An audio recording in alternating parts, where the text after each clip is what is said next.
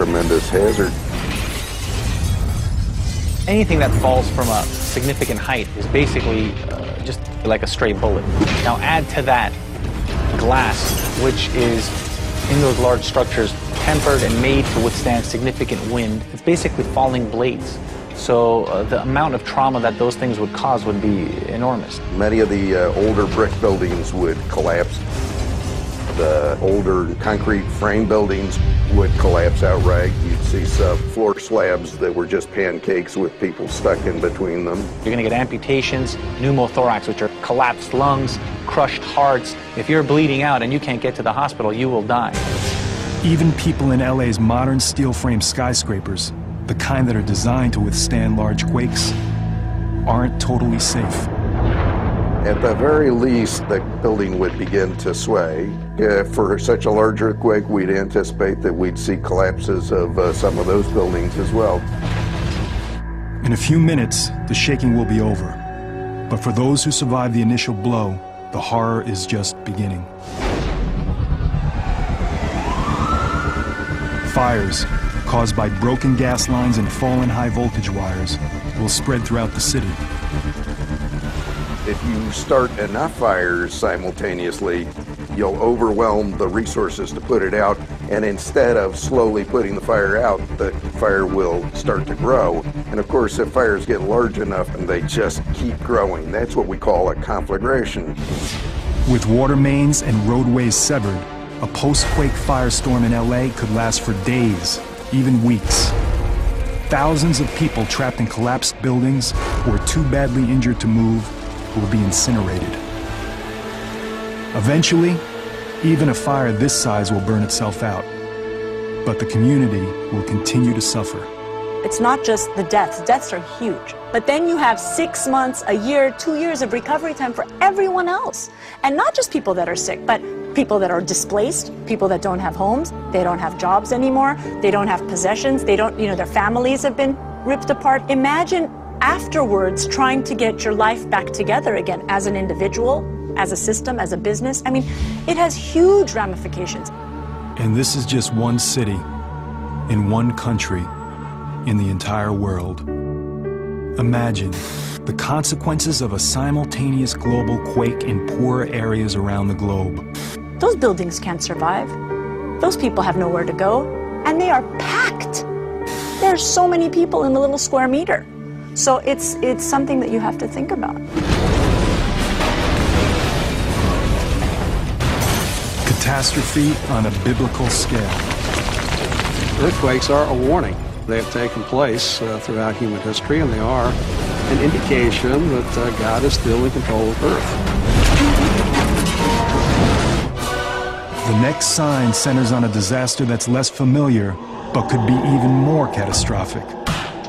Death from above, caused by one of the most powerful forces in the universe.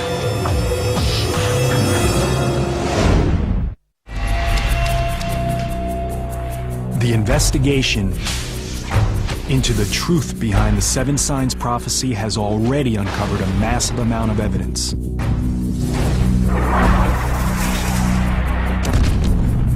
To devout believers in the prophecy, the meaning of that evidence is clear. God just sends sign after sign, event after event, trying to wake people up.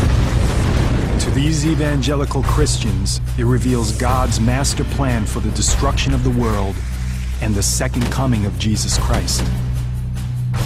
The book of Revelation is meant to paint a picture of the total devastation of the earth in preparation for the day of judgment. Incredibly, modern science confirms many of the doomsday scenarios foretold in these mysterious prophecies. Scientists agree that many of the features of the end of the world may resemble phenomenon, catastrophes that are described in Revelation. We also now know that the prophecy builds into a crescendo of disasters. A series of 7 within 7 within 7 more signs. All of this is terrifying enough, and yet there are still more signs to investigate. Indeed, the next sign threatens something so important that without it, life on Earth would cease to exist.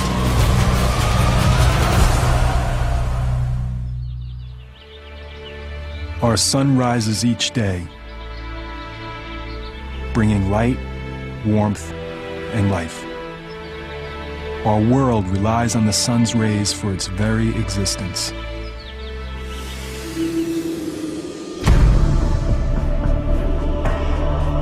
But as the 7 signs continue to unfold, what happens when the sun and stars instead bring death, devastation, and darkness?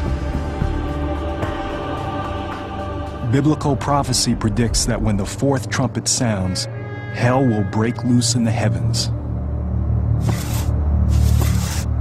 And I beheld, when he had opened the 6th seal, and lo, the sun became black as the sackcloth of hair. Book of Revelation, Revelation 6, verse 12. The 6th sign, the darkening of the sun. You have the sun turning dark and the moon turning towards blood. It's a transitional period into what would be called the wrath of God or the Great Tribulation.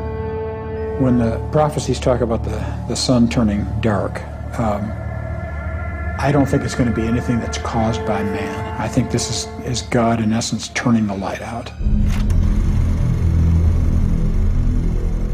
The sun has been an object of fear and veneration for humankind since the beginning of time.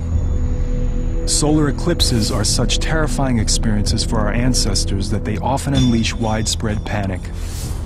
But the dire predictions of this sign warn of something more than the temporary effects of an eclipse. Could the 6th sign mean that our sun might be darkened permanently? Could we plunge into a cosmic darkness so devastating that it would be interpreted by many as an act of God or a sign of the apocalypse? Surprisingly, scientists say that the possibility does exist. And ironically, a planet-wide darkness could start with the brightest light in the universe. Gamma ray is a part of the electromagnetic spectrum. It's basically light. Gamma rays are created by electromagnetic radiation and are emitted during radioactive decay. If normal light is like a feather hitting you on the cheek, a gamma ray is like a bullet. A single gamma ray photon has 1 billion times the energy of a visible light photon. That's what makes them dangerous. If they impact a cell, they can disrupt the cell. If they impact DNA, they can actually shatter or alter the DNA molecule.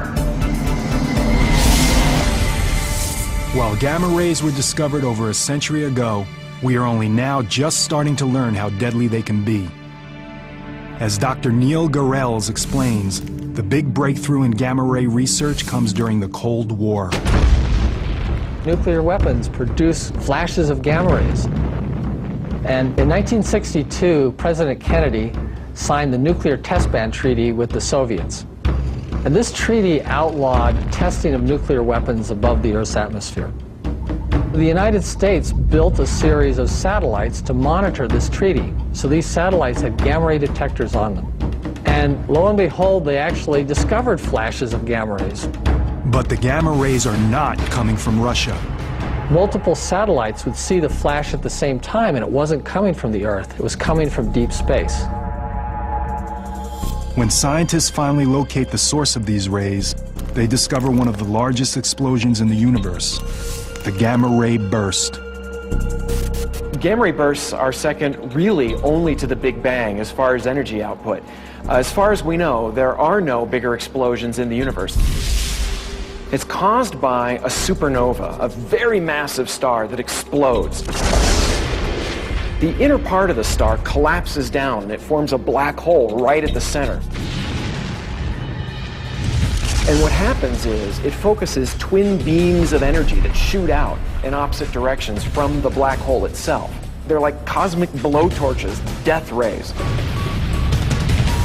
These things scream out at the speed of light, and the energy that is packed into these beams is staggering. It's unimaginable. In roughly 10 seconds, these two tightly focused beams transmit more energy than our sun will emit over its entire 15 billion year lifespan. There are almost 1 million of these going on.